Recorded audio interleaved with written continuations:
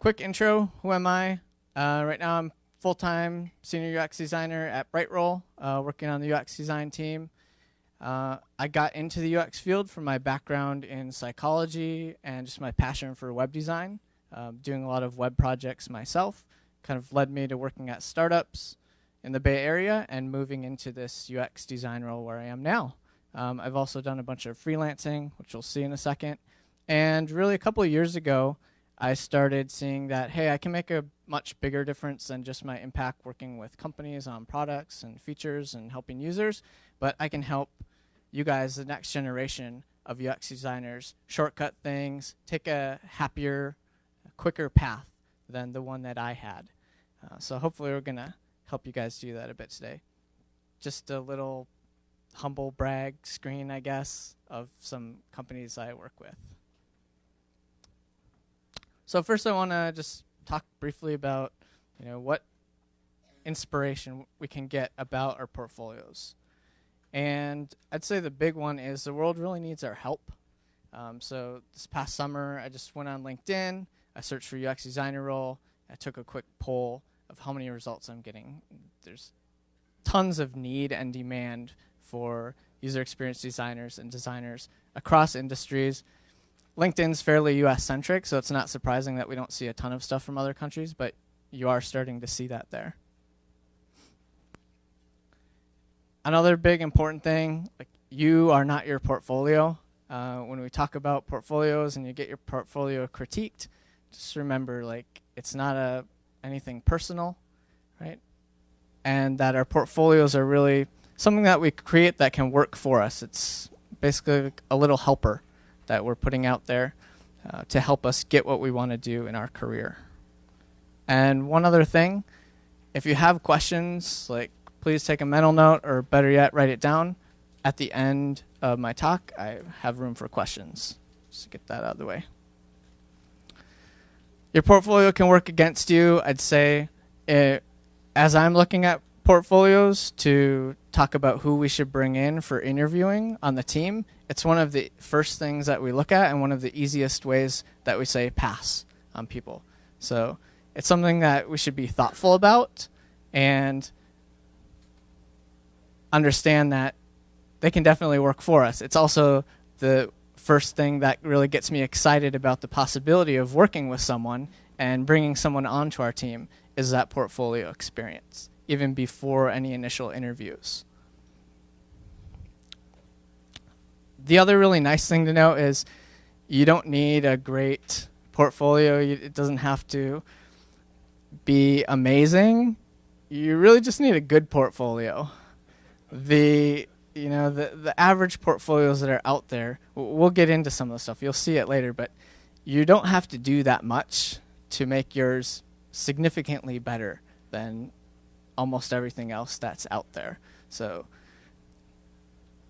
take that to heart. Here are the steps that I've kind of identified. I think that they should be fairly obvious or straightforward from people who have been practicing a user-centered and goal-centered design process. I think one of the funny things that I've experienced when I talk with people about how they created their portfolios is that rather than doing their normal design process that they apply to every other project, the design portfolio becomes this artistic baby. I can do whatever I want. I'm going to experiment and do wild and crazy things. And that doesn't work very well. I think a lot of the things that we'll look at today, the examples, have come from that kind of approach, or from approach of, oh, let me see what other people are doing. I'm going to assume what they're doing works, and I'm going to imitate and do the same thing. So really starting with understanding your audience. Who is your audience? Who's the audience of your portfolio? Hiring managers, yes. Anyone else? Recruiters? Yeah, people who are looking at this portfolio, hopefully to get you an interview. It could also be clients if your portfolio is focused on freelancing, right? It could be the kinds of clients who you want to attract. Great.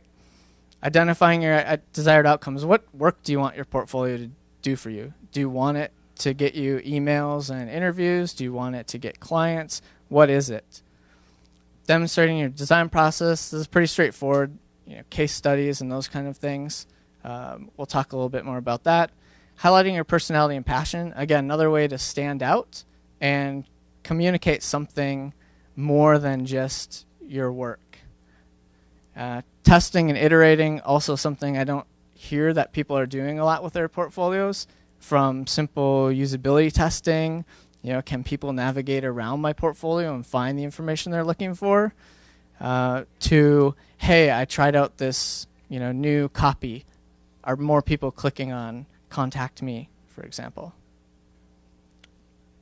So the first part, understanding our audience. We already identified hiring managers, recruiters. If you're looking for full-time roles, these are probably the types of people you're thinking about. Where might you go to find out what those people want or what they're looking for? Any ideas?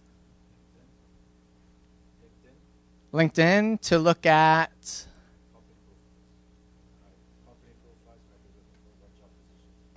Yeah, job recs, right? So people post job recs. Hey, we're looking for a UX designer. Hey, we're looking for an interaction designer. Here are the roles and responsibilities. Right? Those are places where we can go to find out, here's the story that these companies are telling about who they're looking for. Great, now I've got keywords. I know the type of language that I could use in my portfolio so that when I'm telling my story, the hiring manager or recruiter who's looking at it says, wow, this person's story kind of matches up with the story that we're telling. We probably want to talk with this person. So yeah, job recs. Obviously, if if recruiters are contacting you, the content of their emails, those kinds of things. Sometimes they'll talk about things on social media, but really understanding your audience is the key first step. Identifying your outcomes. You don't just build a portfolio because everyone else does. You build a portfolio because you want some specific result. You want to get a job in a specific industry, or you want a specific type of client to work with, or you want to solve certain types of problems. So even going as far as writing out what you want your portfolio to do can help you start to think about, great, here's what I want my portfolio to do. Here's how I want it to work for me. How can I measure this? So that as you're iterating on your portfolio and experimenting, you can look at those measurements and say, hey, did I make an impact? Am I getting more of the result that I'm looking for? Here's just an example of a random UX portfolio, and says UX, UI designer, problem solver, copywriter, so don't know exactly what this person's looking for. This is not too uncommon where I look at a portfolio and I'm not really sure what this person is passionate or interested in. Are they looking for a copywriting role? Are they looking for more of the UX, UI design role?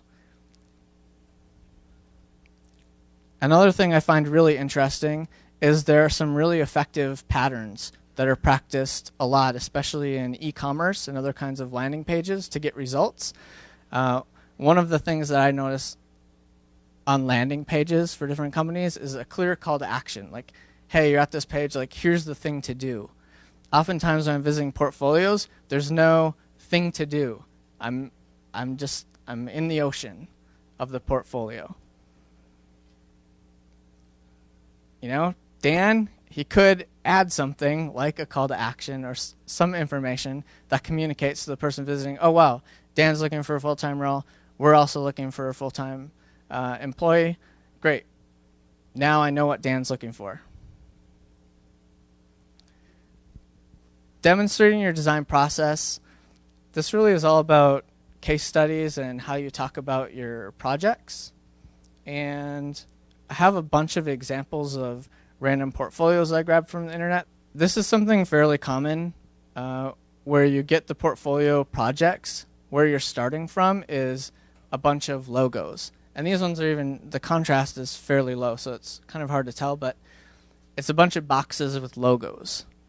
And as someone reviewing the portfolio, really what I want to do is I want to look for the project or projects that are most relevant to the type of work I'm doing, or maybe that are the most interesting. And it's really hard to do that when you're just given a bunch of logos. You know, it's a lottery here. I'll make a guess. I click on IBM. If that happens to be a project, maybe that's the weakest case study. Now I'm going to be evaluating this person on their weakest case study versus another one. Another common pattern, rather than logos, like giving random screenshots of things. What do we get from those? Some of them have hover patterns where you can mouse over and you see the information, and that's not that much better, because what that's asking me to do is, hey, I don't really care that much about you, visiting person. You need to keep all of these little pieces of information in your memory as you're looking at these and try to remember which one was most interesting. So one of the big things that you can do is think about the descriptions and how you're talking about your portfolio projects. If you have a descriptive project that focuses on your goal, what you did, those pieces of information are much more helpful than what company a project was for, right? Or something generic. And you can see some people start to add in things like really generic labels like UI design, UX design, app design. Okay, what did you do there? I don't know what this person did. Maybe this person is just a visual designer, and after everything was done, they came in and put some polish on it. Again, the same kind of thing. So when you're listing your portfolio projects, make sure that you have a descriptive project title. Think about going into a bookstore to buy a book, and all you have are pictures on the cover, and there's no words to get information about it. Like, what are your chances of getting the book that you want to find? A few other things that you want to think about in the case study projects are the objective of the project. Like, why did the project exist? Maybe it's a little hard to see, but in red I'm kind of highlighting things that I see as very weak, and green as things that are stronger. So I'll just read this real quick. Right here, this is about a project that says they needed a website that delivered a compelling narrative of the Head Start movement that was also a useful resource for those already entrenched in its work. I don't think that's probably why someone invested money and time and resources into the project. The question to ask here that I want to know is why? Why do they feel they need a website with a compelling narrative? What's the goal? Is it to increase people to sign up for a newsletter? Is it to increase sales of a product or a service that they're selling? And then I think a fairly good thing is talking about your role in it. So providing that context. What was your role in the project? If you worked with 2 other people, what were you responsible for? So thinking about those process steps that you're responsible for. Again, context, the date of things is really helpful. Sometimes you'll look at a portfolio and you'll say, wow, this looks super dated, but there's no date information. So if it was from 10 years ago, yes, it should look dated, right? That would be natural, and it wouldn't be a ding in my mind for what they're doing.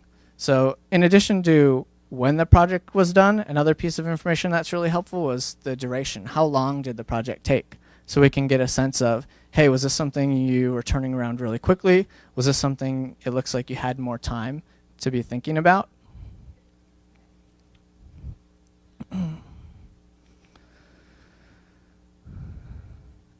When thinking about the results then, after you know the objective and what you want to achieve, when you're talking about results, this is very common, right?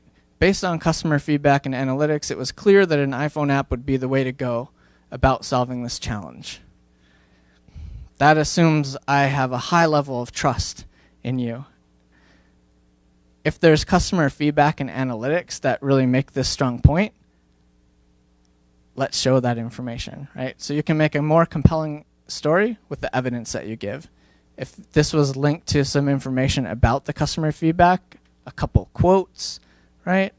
Some analytics, you see a jump or a spike or something moving up, great. That would make the point that people will need this iPhone app. But just saying it, not enough. Here's another kind of section that I think is really important, is thinking about what are the lessons that you learned in the project. So every project provides an opportunity to learn things. Some things worked well, some things didn't work well. How are you going to take that and apply that next time so you're always getting better as a designer? And here's a kind of a poor example of someone talking about their time at Apple. Many things could be said about the short time. The experience taught me invaluable lessons about design and life. Like, rather than saying that, like, how about telling us some of those things, sharing some of those lessons? Just saying this doesn't give me a lot of confidence that this person did learn anything or not.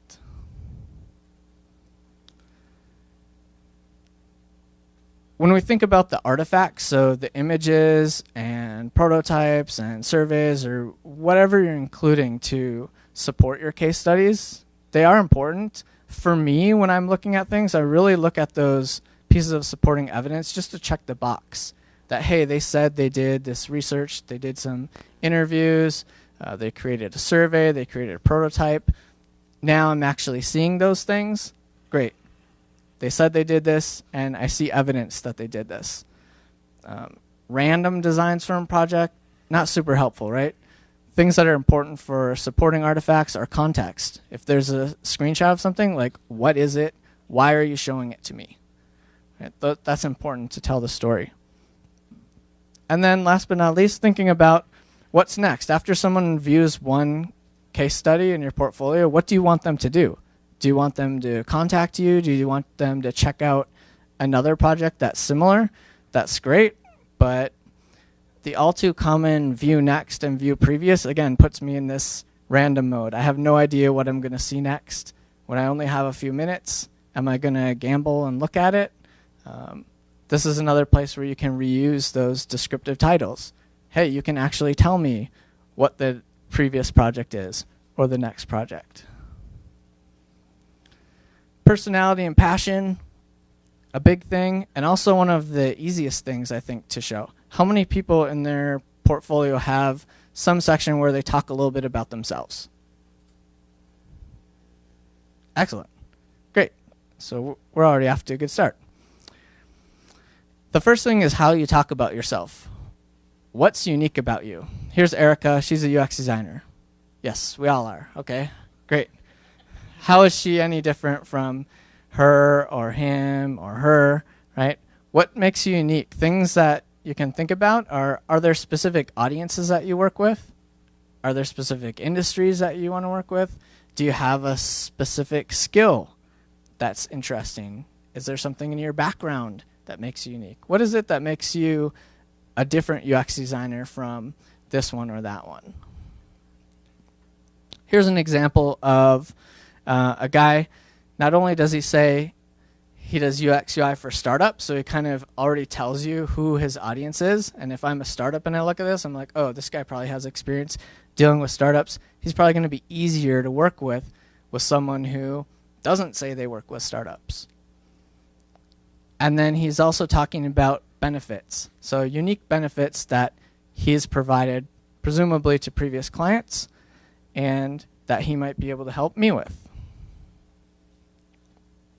Photos are a big opportunity to highlight your personality. If you just have a standard headshot against a white wall, we know you're a person. But if you show us a photo of you on a boat, like somewhere on the water, we get a sense of, hey, you like the outdoors or you like boating. And you never know what it is that someone's going to connect with when you're reviewing. So I might recognize that place, or I might have taken a boat ride, or I like sailing, and I might say, wow, I have something in common with her. I want to talk with her. She also does a great job of highlighting some of her specific strengths and kind of let us know what shape of designer she is in terms of looking at those different aspects of being a UX designer and figuring out, hey, is she the puzzle piece that we need in our team? Again, about me section, Christina here did a great job of sprinkling all these little things like locations, talked about coffee a little bit, teaching English, something she learned. She's sharing these little things that might be a connection for me. So maybe I went to school in Green Bay, or I grew up, or maybe I have experience in Chicago or whatnot. So in the About Me section, if you think about adding those kind of specific information, you have a greater chance of having some kind of personal connection with the reviewer. Testing and iterating, very important, right? Something that doesn't get done enough. And I thought it would probably be helpful to share a few resources that I think can help make testing and iterating easier. The first, how many are familiar with these books? Yes. All right, great. So these are great books. Don't Make Me Think is great for kind of conducting your own reviews. Rocket Surgery Made Easy has a lot of helpful tips and really helps prepare you for doing usability testing where you're moderating it. A lot of great information. So I highly recommend those two. Peak is a testing from User Testing, and it's a free service. You can get 3 tests a month. It's just a little short impression test of your site. If you use it on your portfolio, you get to see people looking at your portfolio. And are they your target audience? Are they hiring managers and recruiters? I can almost guarantee you, no, they're not. But there's such incredible value from watching people use your site. They'll use it in a browser that you don't use. They'll interact with it in a different way, and you'll see new things every time you watch someone using your website. So if you haven't done this today, make sure you do this before you go to sleep. And then, of course, user testing allows you to get in and write your own tests. I wrote an article that has some tips for designing those tests. You can find that on Medium. Excellent tool, really lets you get in and actually connect with people like hiring managers and recruiters and get your target market audience reviewing your portfolio. So when in doubt, just keep calm, test your ideas. Very quickly, some common mistakes to avoid. We've talked about a bunch of things. You guys have seen some things, but here's some other ones. Surprisingly, poor usability is something that I encounter fairly regularly. As I mentioned in the beginning, I think when people are treating their portfolios not as a design project, but more about like, sweet, I can do whatever I want. I finally have absolute control. They start inventing things. They start inventing new patterns of navigation, and they start inventing all kinds of crazy things. So usability testing, very simple. Peak will help you identify these pretty easily.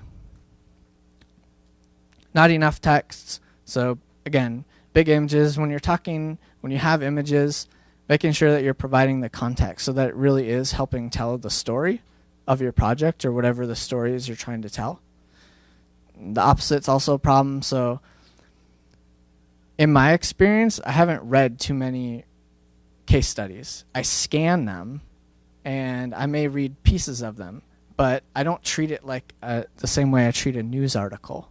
So thinking about, what's the right balance of text? Are you supporting people if they're in scanning mode or in reading mode, depending on how people are reviewing it? Spelling and grammar mistakes. It is 2015, almost 2016. Spell check is here. Grammarly is a great app. I use that to help with my grammar stuff. Again, it's little things. Maybe it doesn't bother other people. It's a pet peeve of mine. All right, I know what you're thinking. You see the ostrich. You're thinking this must be frequently asked question time, right? So, I have Aziz Ansari here to help me. My throat's not so great, so I'm going to skip my impression, but he'll just be there for visual comedic value. So is it okay to show school projects? Of course. I think one of the big things when showing school projects is though, think about it as a real-life project. What was the objective of the project? Besides, I did this for class, right? That doesn't really help me. Yes, you did it for class, but you also did this project. What was the project's desired outcome? What were you trying to achieve in the real world? And thinking about maybe you didn't measure impact or results because maybe this thing didn't actually get produced, but what would you measure? How would you measure it? That information can be very helpful as well. What's the ideal number of projects? Again, I don't think there's any right number, but when you're thinking about what projects to put in your portfolio, make sure they're things you love.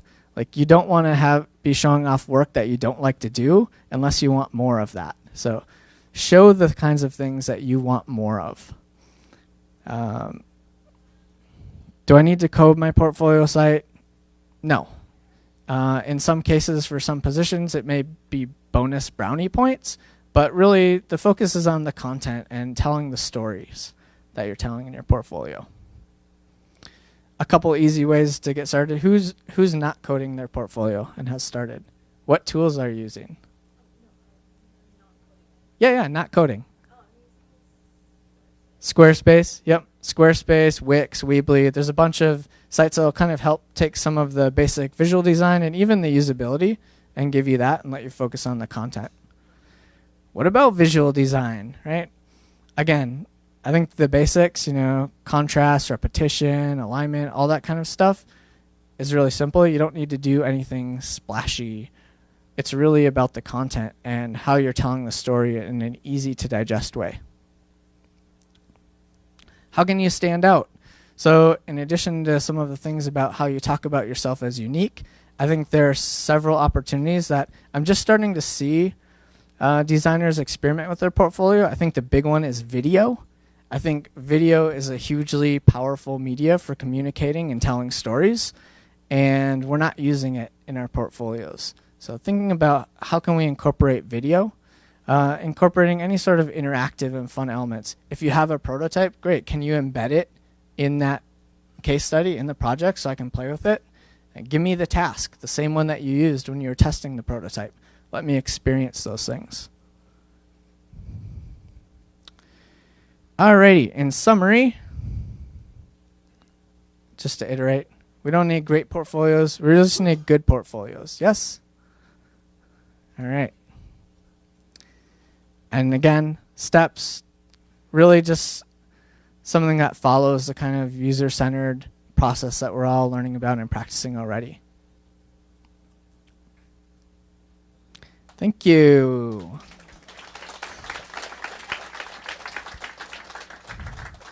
All right, so yeah, if anyone ever has feedback on my presentation or they have UX design questions or want to share something, Twitter is an awesome place to do that.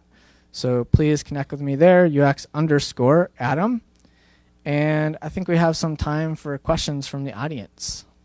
Hello. Hey. First of all, thanks for speaking to us. It was very insightful. I was wondering, so like if you're working on projects like with startups or smaller companies, is it good to show kind of maybe like the before of like the project so they can like portfolio reviewers can see, the before state and then like how your work is after that? Yeah, that's a great question. So I think that can be really powerful. Startups or many projects are not, hey, build something from scratch. It's really about, hey, we have this thing and we want to improve it in this way. So yeah, when you're talking about the problems and really telling that part of the story, actually showing that with the current or the before, I think can be really powerful. Yep. What else? This is a question I asked a couple people who were presenting earlier too. What's a good way to show work that's covered under NDAs? It's a struggle. It's password protected, but some work that you really want to show, how do you make that available? So interestingly, that was the FAQ that I removed from this version of the presentation because that opened a can of worms. But I mean, there's a few things you can do, right? You can password protect things. You can put other people under NDA as well. You could abstract things out and really talk about the concepts and ideas without giving away confidential or proprietary information. I think that's just a short laundry list of tactics. What else? How much of a process is ideal to show? And should we have like a separate link to show the complete comprehensive process and just a bit in the portfolio? Excellent question. So Yeah, if you think about a good content strategy where you have the most important information first, really that's what I'm looking for in kind of the ideal portfolio is I get the title, I get the context, I get the role, and I get the process. Maybe it's just bullets of the different activities. And again, that's a great part where you can pull in those keywords and those phrases that you got from the job recs and your research of understanding your audience. Great, now you're using the same language. And yeah, really providing that kind of executive summary. And if you want to go into great detail below, like that's cool. For me, it's really helpful to be able to get that summary. Otherwise, I'm forced with trying to pick things out, from this long story, and it's frustrating. Yeah. Yep. Hey, you had a really helpful tip that said to really hone in on what you want to do and just name it. So, for example, I think you said, I'm a UX designer for startups, right? Well, what if you're a student and you haven't worked for a startup yet, but you know that you really want to do that? Should you put that on your portfolio? Is there a way to phrase that? Yeah, I think the example we saw where you're talking about the focus is great. If you want to work with startups, that's great. You can look at some of the products you use every day. That's another point I'd like to make too, is that I don't feel like portfolio projects have to be big monster things. Like, hey, we did a complete website redesign over 6 months or something. It could be something like, hey, I went to Product Hunt and I got this error message and it was really confusing. And I think more people would understand it if it was like this. So I made a little change and then I polled 10 of my friends who use Product Hunt and I asked them and they said that my version was easier to understand. Boom. Like, that's a really tiny project that's startup related. So yeah, go nuts. Have fun. All right. Thanks again, everyone. Thank you so much, Adam. We really appreciate it.